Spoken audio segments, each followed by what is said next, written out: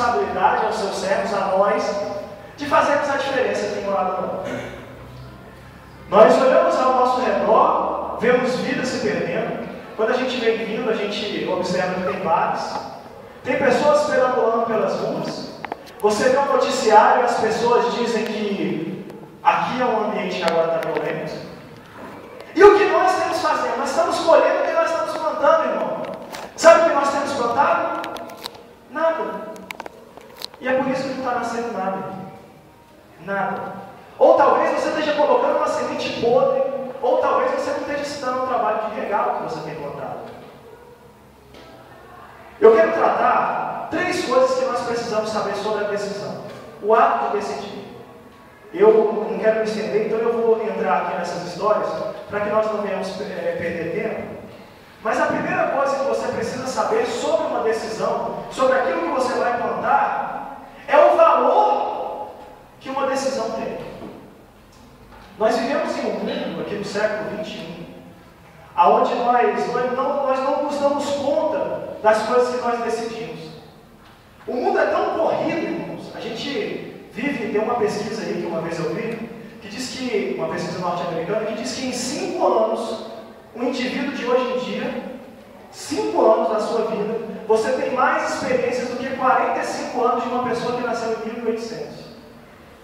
Ou seja, o que o sujeito levava 45 anos para experimentar, hoje, através da televisão, da internet, do rádio, dos jornais, enfim, você experimenta em 5 anos.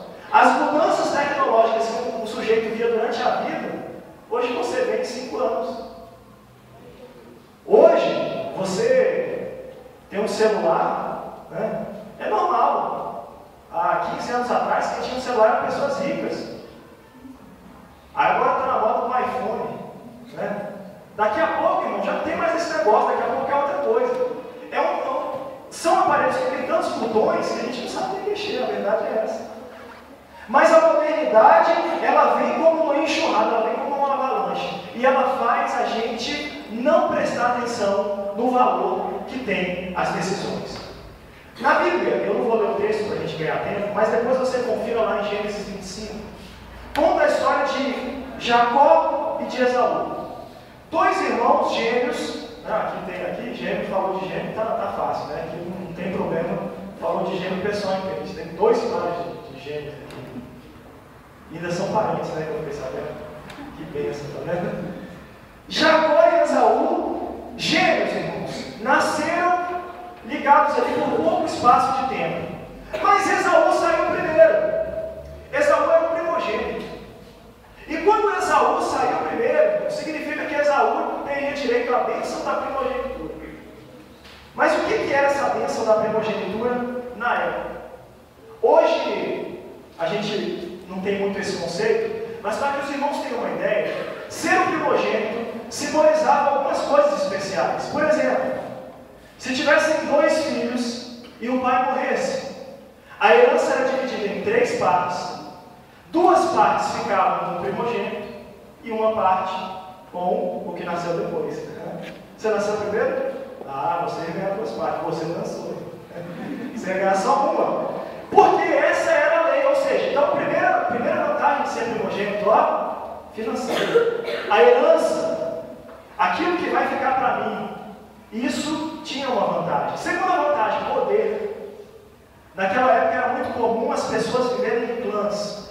As famílias eram clãs, e esses clãs ali eram constituídos não só da família, mas dos servos, de pessoas que se achegavam, enfim, constituíam um clã. Era um grupo pequeno de pessoas, aí até de 300 pessoas. Ser o primogênito significava que se o pai morresse, Esaú é quem tomaria a frente e seria o líder do clã. Então, bênção financeira, bênção de poder e bênção espiritual, porque naquela época contava muito a questão do pai transmitir a bênção ao seu filho. Olha, eu estou abençoando o primogênito, sobre ti virão essas e essas bênçãos. Isso, irmão, fazia diferença na vida daquelas pessoas. Então, bênção financeira, bênção porque tinha poder e bênção espiritual. Mas conta a palavra de Deus que um dia Saul estava morrendo de fome. Trabalhou, caçou, ele foi, diz a palavra que ele era caçador. Caçou o dia inteiro. Ficou cansado, não aguentava mais de fome. Parecia o irmão Douglas, né? O Douglas, quando eu me conhecer melhor, vocês vão entender que eu gosto um pouco de comer, mas é porque eu sou um pouco alto, né? Não é olho grande, não. E ele estava ali morrendo de fome. E diz a palavra que Jacó era um camarada mais caseiro, né? Era um sujeito mais tranquilo, mais pacífico. Então esse sujeito mais caseiro aprendeu até com a mãe dele alguns truques culinários. E ele naquele dia ele preparou um prato de lentilha. Olha que beleza. Está dando até fome, né? Preparou um prato de lentilha gostoso. E quando Esaú veio com aquela fome toda, Esaú não pensou no valor que a decisão dele teria. O que Esaú fez? Esaú trocou a primogenitura dele pelo prato de lentilha. Jacó não é bobo nem nada, é uma troca boa, né? Quem é que não quer trocar? Trocou! Mas o que eu quero que os irmãos atentem é que Esaú, na hora da fome, ficou cego, irmãos, e não conseguiu ver que a atitude dele, no momento, estaria causando consequências no futuro. Irmãos, aquilo que nós plantarmos, isso nós vamos colher. Tem planta que nasce rapidinho, tem planta que demora para nascer, mas nasce. E o pior, existem ervas daninhas que quando pegam, meu amigo, para você tirar. O capim é um bom exemplo disso. Tem um quintal com capim, você vai lá, capina, né? Os homens sabem melhor disso. Algumas mulheres também são boas de enxada, minha mãe está ali, é boa de enxada, né? Então, você vai lá e capinou. Capim, irmão, é uma coisa terrível. Passou um tempo depois, o capim está nascendo de novo. Mas eu não arranquei esse capim, arrancou, mas não arrancou direito.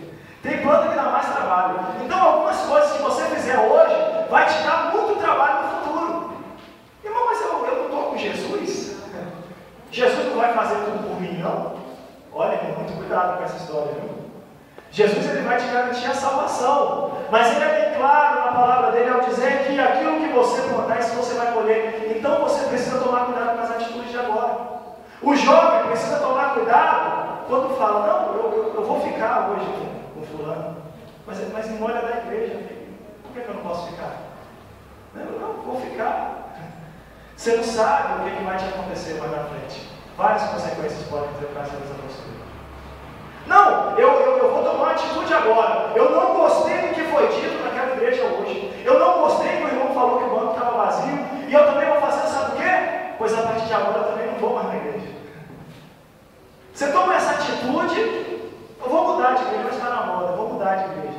É igual roupa, né? Essa não está boa, vou mudar de novo. Como se isso fosse resolver outro problema. Já viu mulher? Às vezes a mulher está com um pneuzinho. E aí ela chega na frente do espelho, essa roupa não está boa. Troca de roupa. Ela volta para frente do espelho com outra roupa. Essa roupa também não está boa. É porque eu não tenho mais roupa. Isso não acontece lá em casa. A mulher não tem pneu, graças a Deus. Eu não estou falando de experiência própria. Estou aqui dizendo de outras coisas que já me contaram. Tá? Então, irmãos, o que eu quero dizer com isso? Existem crentes assim, sai de uma igreja e vai para outra. Mas o problema é o pneu que o cara tem. Não vai adiantar, você vai trocar de igreja e os problemas vão continuar. Porque você não tem tido medição, você não tem medidas no peso que as suas responsabilidades, as suas decisões que você toma agora vão influenciar no futuro. Vou sair do emprego. E você vai pagar suas contas como? Mas você tem que entender, irmão, que o meu patrão está me perseguindo. Mas, irmão, e a conta de água? Teus filhos vão ficar sem comer porque você está se sentindo, né, angustiadozinho? Tu não é homem, não, irmão? Será que dói apertar um pouquinho mais até Deus abençoar o outro emprego? A gente está muito acostumado com as coisas fáceis.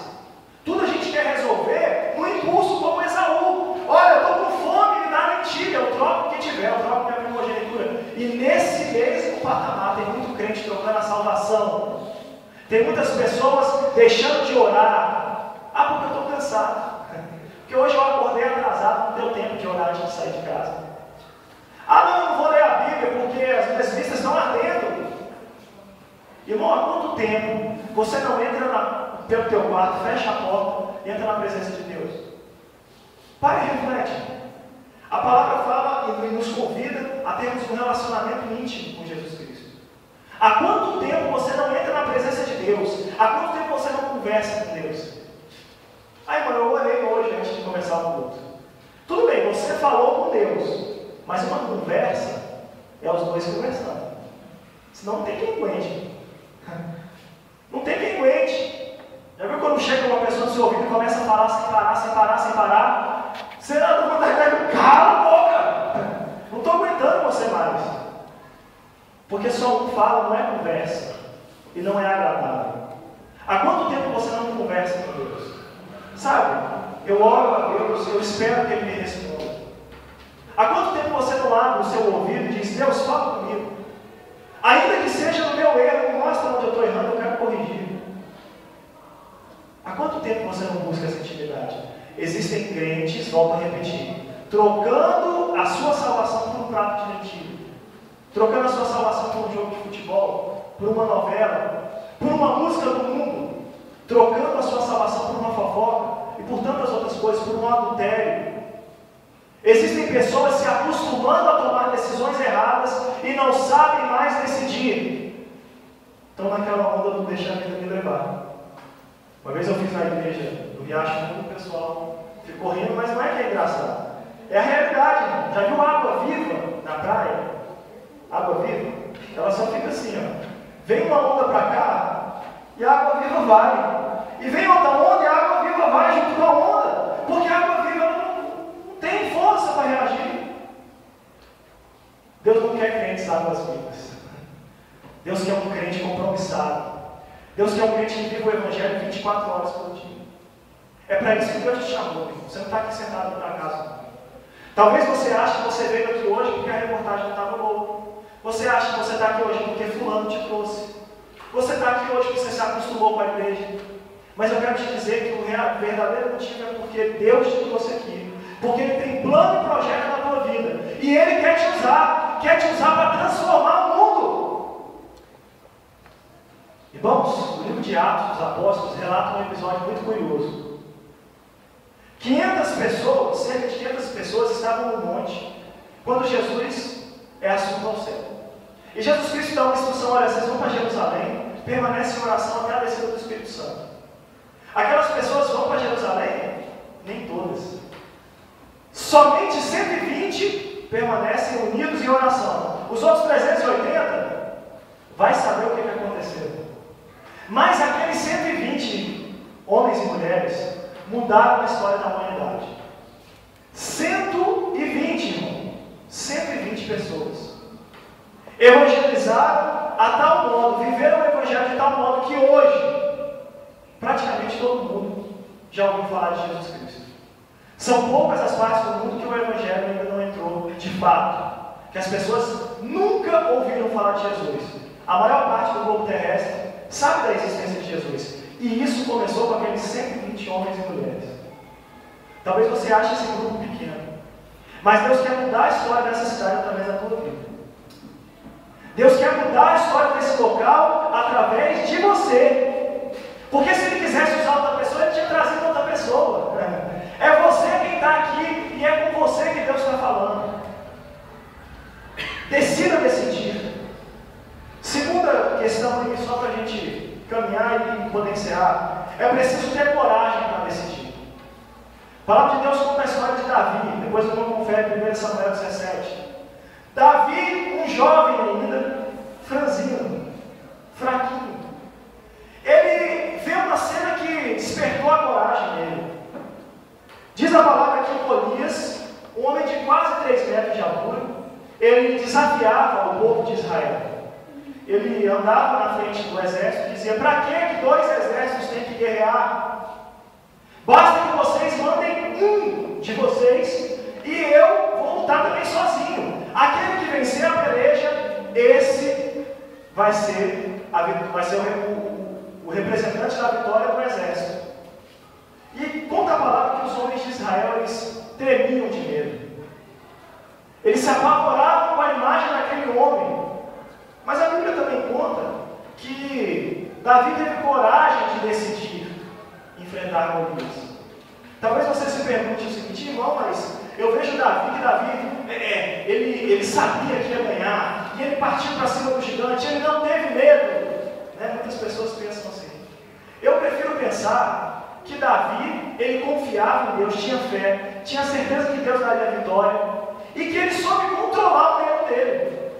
Porque, irmão, se olhar para um camarada de quase 3 metros e partir para a briga, algum medinho tem que dar, irmão. Alguma coisa você tem que, senão você não é um ser humano, senão você é o Superman. Né? Um cara de quase 3 metros, agora eu vou brigar com o cara. Olha a armadura do homem, a espada do homem pesava quase o peso de Davi. Davi não aguentava segurar a espada, nem Saul, que dirá de Golias.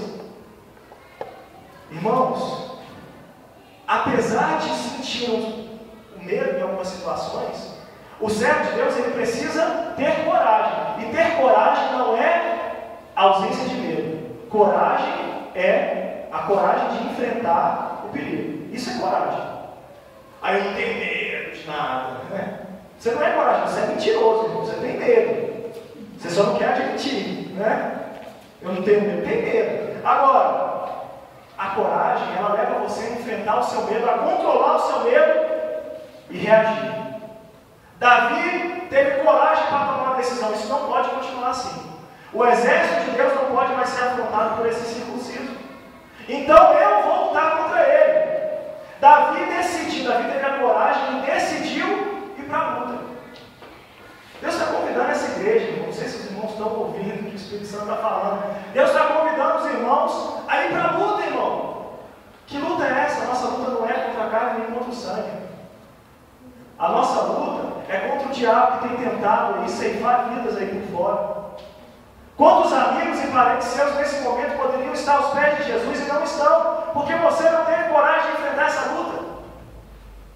Irmão, falar de Jesus, porque assim, irmão, é mais fácil a gente falar para quem a gente não conhece, irmão. Se os irmãos tivessem organizado um projeto de evangelismo, eu tinha ido. A culpa é dos irmãos, viu? A culpa é sua, irmão, que não está tendo coragem de enfrentar. Decida decidir: olha, eu tomo a decisão hoje de não ser mais indeciso, não vou ficar mais em cima do muro, eu vou anunciar o nome de Jesus. Eu costumo sempre falar isso. Só prega o evangelho aquele que tem certeza da salvação. Se eu vou no dentista, e eu sou bem tratado pelo dentista, né? Fiz um orçamento em outros locais, era R$500.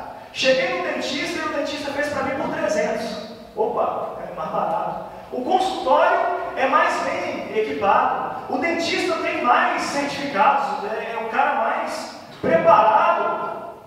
Está tudo melhor. E quando o cara vai me tratar, ele me trata muito bem. O que eu vou fazer? Quando um amigo meu chegar para mim e falar: não estou precisando de dentista, o que eu vou fazer? Eu vou indicar. Porque eu gostei daquilo lá, eu gostei daquele dentista. Aí eu comi um prato hoje na hora do almoço, irmãos, eu comi uma lasanha tão gostosa. É um restaurante que tem lá no Recanto da Irmã, mas que lasanha estava gostosa. Se algum dia alguns irmãos tiver comigo e a gente for naquele restaurante, o que eu vou fazer? Irmão, pega essa lasanha, ó, só o ouro, né, que o pessoal fala, né? O filé do boi. Essa lasanha está ótima, pode comer. Por quê? Porque eu experimentei, gostei e quero que você experimente. Sabe por que às vezes você não fala de Jesus? Porque você não está experimentando nada de bom. Essa é a realidade. Dói, é triste, mas eu preciso dizer para os irmãos: você não tem experimentado, então a alegria do que é servir ao Senhor. Porque quando o Espírito Santo de Deus transborda em você, não tem jeito de você segurar o Espírito Santo. Não, eu separei um lugarzinho aqui na minha vida do Espírito Santo. Né? O Espírito Santo, rapaz, hoje em dia ele está com quase 6 horas por semana na minha vida. O Espírito Santo, né, tem conquistado o meu coração. Isso não existe. Ou o Espírito Santo habita em você e transborda, ou então ele não habita em você. E a Bíblia diz que quem não é de Deus é do diabo. Olha só como é que isso é sério, irmão.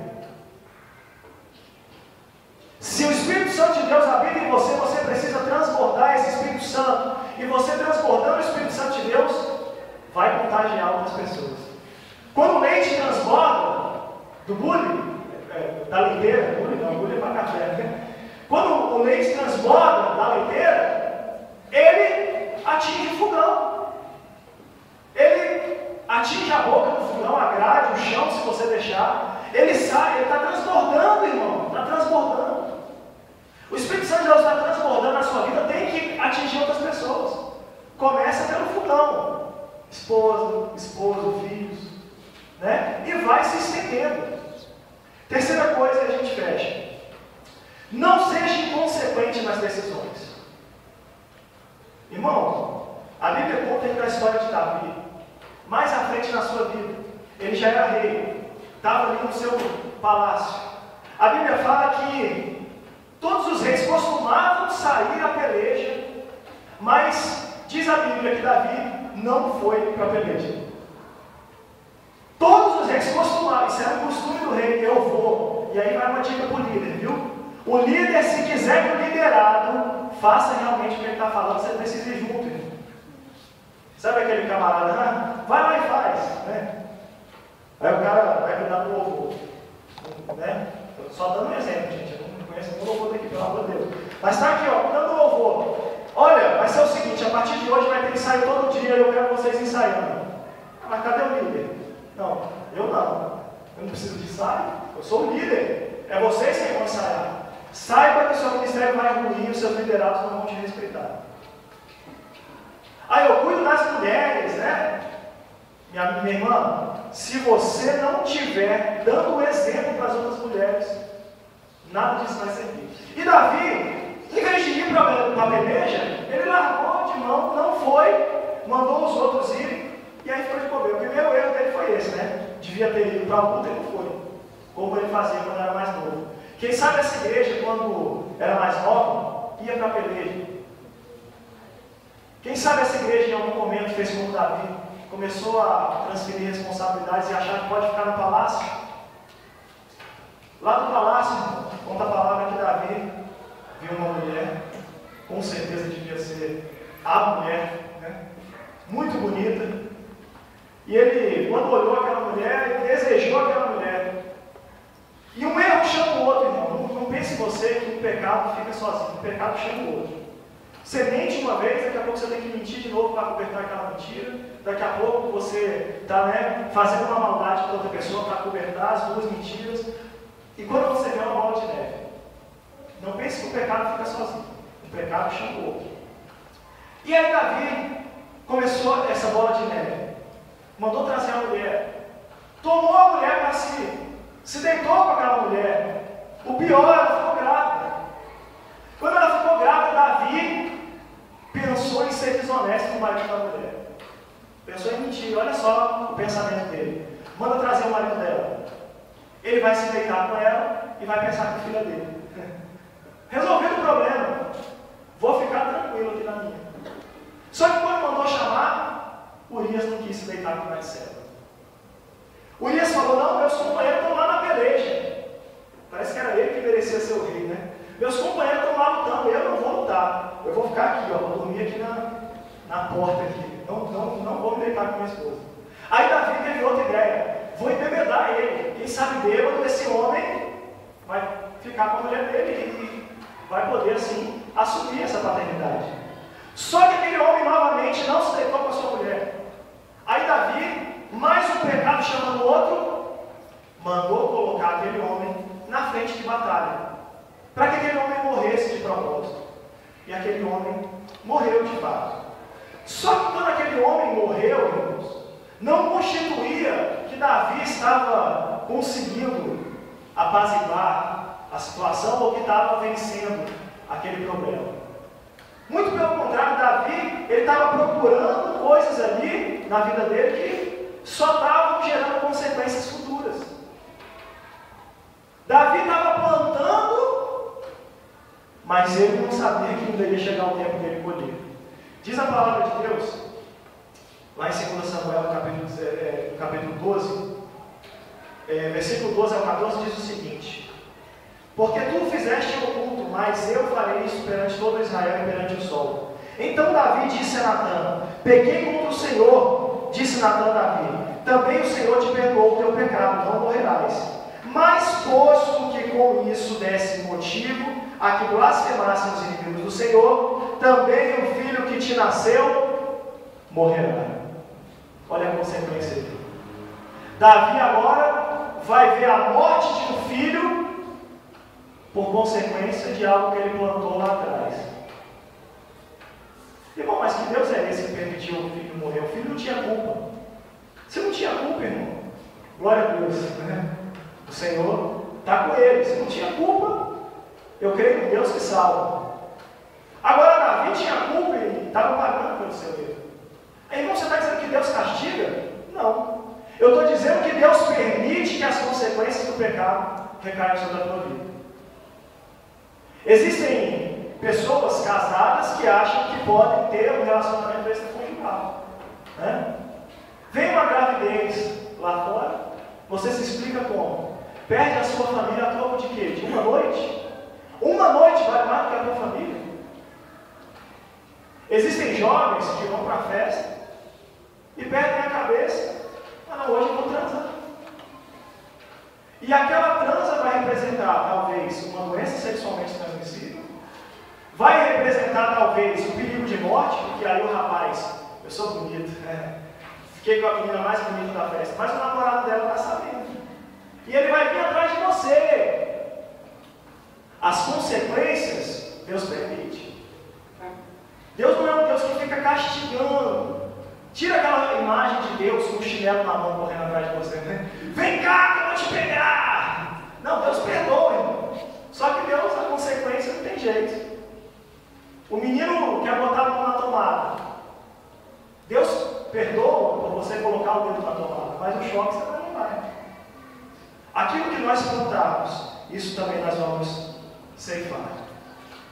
E Davi, após passar todo esse período, após a morte do menino, Davi ele decidiu então que ele precisava reestruturar a vida dele com o Senhor. A palavra conta que Davi chorou e se humilhou na presença de Deus, querendo que o Senhor livrasse aquela criança da morte, mas quando aquela criança veio a morrer, Davi se levantou, tomou um banho, trocou de roupa, e o pessoal falou: você está louco? O menino morreu, né? E aí Davi, não, enquanto ainda tinha esperança, eu estava buscando a bênção. Já morreu, então agora é hora de seguir um novo caminho. Eu quero dizer para os irmãos que há um tempo atrás essa igreja já teve mais cheia, já teve mais alegre. Os irmãos que são mais antigos aqui vão concordar com o que eu estou falando. Essa igreja já teve um outro posicionamento. E nesse outro posicionamento você também tinha outro posicionamento. As suas atitudes também eram diferentes. Hoje, quando você olha, talvez você esteja na situação de Davi. Mas o que aconteceu? Por que essa criança morreu? Consequência dos erros, irmãos. Mas isso não significa que você não pode voltar a ter coragem. Isso não significa que você não pode decidir limpar o terreno de novo, preparar a terra de novo, adubar a terra, plantar a semente, regar aquela semente e acompanhar o crescimento. O Espírito Santo de Deus quer te desafiar nessa noite a voltar a ser realmente ativo na presença de Deus, a voltar a fazer a diferença, a voltar a ser um agente do Senhor aqui na terra. Irmão, mas o irmão está falando aí, eu até tenho essa vontade, mas depende dos outros irmãos. Não! Depende de você. Se você entender que depende de você, você vai ver o Espírito Santo agindo. Um homem, com Deus é maioria. Só um. Com Deus, ele é maioria. Ele vence qualquer batalha. E se você estiver revestido pelo poder do Espírito Santo de Deus, você vai ter condições de transformar a história dessa igreja, transformar a história dessa cidade, transformar a história do Brasil e do mundo. Deus não chama pessoas as quais não têm condições nenhuma. Sabe, tem uma frase muito famosa, né, que o pessoal acaba aceitando e acaba entendendo que Deus chama só quem não tem capacidade nenhuma. Não é isso. O mundo olha e não vê capacidade. Você se olha e não vê capacidade em você. Mas Deus enxerga lá no teu interior. Deus enxerga lá na frente da tua vida. E Deus fala: esse aí eu sei que vale a pena. Eu vou escolher esse é esse que eu quero para fazer minha obra. E o Senhor te escolheu. O Senhor te escolheu para ser essa pessoa que faz a diferença aqui na terra. Eu gostaria de orar nesse momento. Se os irmãos quiserem se colocar de pé, vai ser melhor, mas se você quiser continuar sentado, quiser, enfim. Agora é você e Deus. O que o Espírito Santo tinha para falar, meu irmão, ele falou. Não pense você que eu saí lá da minha casa, lá no Recanto das Emas, saí da minha igreja lá no Riacho Fundo 2, para vir aqui em Morada Nobre só despejar contra vocês, não. Antes de Deus falar com vocês, através dessa palavra, Ele falou comigo. Deus tocou o meu coração. É o momento que eu preciso mudar algumas atitudes, eu preciso decidir tomar decisões na minha vida. Eu preciso tirar de cena algumas coisas que não deveriam fazer parte da minha história e colocar algumas coisas que deveriam fazer parte da minha história. Nós cantamos hoje louvores belíssimos aqui na hora do louvor. Mas infelizmente, muitos de nós estávamos cantando da boca para fora. Talvez você nem tenha percebido o que você cantou. Mas nesse momento nós vamos orar. E eu peço que o Espírito Santo de Deus ministre ao teu coração as decisões que você precisa tomar na tua vida. Pai bendito, nessa hora, Deus, a tua igreja, ó Pai, se reúne como corpo, unido em oração a Ti. Deus, seria muito fácil, ó Pai, se nós chegássemos aqui agora, ó Deus, e simplesmente, ó Deus, viéssemos a ficar falando de palavras que vêm massagear o nosso ego. Seria muito bom ouvir que nós vamos vencer, que nós vamos comprar casa, carro. Quem não quer ouvir isso? Mas nós viemos aqui hoje para ouvir a Tua voz, e o Senhor falou conosco. E a Tua voz, ó Pai, nos diz que nós estamos errados. Precisamos tomar uma atitude urgente. Nós queremos Te pedir, ó Pai, que o Senhor venha restituir sobre esta igreja tudo aquilo que um dia, ó Pai, o inimigo nos roubou. A alegria que foi roubada, o entusiasmo que foi roubado, a comunhão com nossos irmãos, que muitas vezes não vem à igreja e nós nem nos importamos. O pior, nem percebemos que Ele não tinha vindo. Deus, aonde está aquela pessoa que pegava na minha mão e dizia a paz do Senhor? Aonde está aquela pessoa que segurou na minha mão e orou junto comigo? Deus, aonde estão os visitantes, Pai? Nós sabemos, ó Deus, que nesse momento existem muitas pessoas que deveriam estar visitando a Tua casa nesse momento. Que nesse momento, ó Pai, acendem um cigarro de maconha. Que nesse momento levantam a sua mão para bater na sua esposa. Pessoas que nesse momento estão ingerindo álcool. Essas pessoas eram para estar aqui e não estão porque nós falhamos. Deixamos de plantar. E o pior, ainda ficamos exigindo colher coisas que nós nem plantamos. Espírito Santo de Deus, vem sobre esta igreja. Renova, Senhor, nosso espírito. Renova a nossa força, Deus. Dá-nos condições, ó Pai, de fazermos a Tua obra, Pai, não da maneira que achamos que devemos fazer, mas da maneira que o Senhor quer que façamos. Quantos sonhos, ó Pai, essa igreja tinha? Uma igreja que visualizou 2 frentes missionárias. Uma igreja que projetou o crescimento. Pai, em nome de Jesus, restitui, ó Pai, em nós aquele espírito missionário, aquele espírito, ó Deus, que nos motiva, ó Pai, a irmos em direção à Tua presença, a fazer a diferença nessa terra. Em nome de Jesus, Deus. Eu sei que enquanto eu oro, Pai, algumas pessoas apenas estão esperando o momento de ir embora para as suas casas.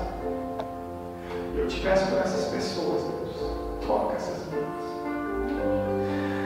Deus, em nome de Jesus, quebra o coração de pedra, Pai, coloca o coração de carne. Deus, em nome de Jesus, reacende, ó Pai, a tua chama que um dia brilhou aqui nesta igreja. Eu sei que é tudo, Senhor. A começar em mim, ó Pai. Preciso tomar decisões na minha vida. Preciso decidir.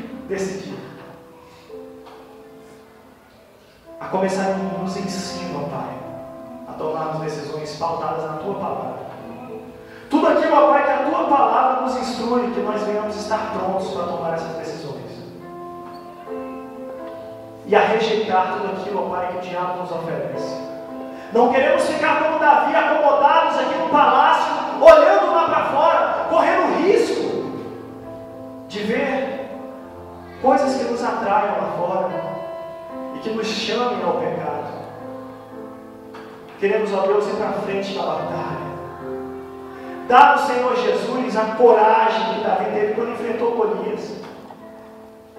Dá-nos a coragem, ó Pai, de chegarmos hoje na nossa casa e mostrarmos a diferença que só o Senhor pode trazer nas nossas vidas, para os nossos parentes.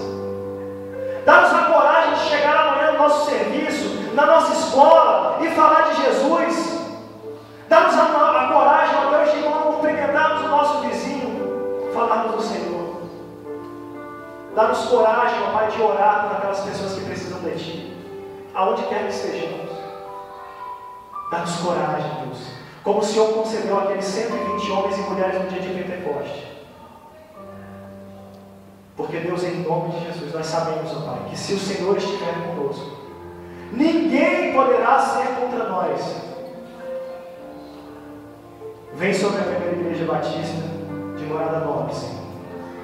Faz morada nos nossos corações. E abençoa, ó Pai, para que o Teu nome seja glorificado. Quanto às nossas vidas pessoais, ó Deus, acrescenta aquelas bênçãos que nós necessitamos, na medida em que aprendermos a plantar. Dá-nos bênçãos financeiras quando aprendermos a poupar, a gastar menos. Dá-nos bênção no nosso casamento quando aprendemos a tratar melhor nosso marido, nossa mulher. Dá-nos bênção nos nossos filhos quando aprendemos, ó Pai, a educá-los conforme a Tua palavra nos ensina. Dá-nos bênção, ó Pai, no nosso trabalho, quando aprendemos a ser bons funcionários e dar bom testemunho lá dentro. Concede essas bênçãos em nossas vidas. Mas antes, concede-nos, ó Pai, condições de plantarmos aquilo que o Senhor quer que plantemos. Essa é a nossa oração, acompanhada do nosso agradecimento. Porque cremos em Deus, que não está sentado nesse momento, mas que está com seus braços abertos, recebendo a cada um que nessa noite orou com fé. Muito obrigado, Deus. Em nome de Jesus. Leva-nos também, Senhor, nessa nossos lares, Pai. Concede-nos, Senhor Jesus, sabedoria para no caminhar, ó Pai, podermos exalar a Tua glória pela noite. Saímos daqui agora mais leves, ó Pai, carregados por Ti, sabedores, ó Pai, que as nossas decisões precisam antes passar pela Tua aprovação. Obrigado, Deus, em nome de Jesus. Amém. Amém. Graças a Deus.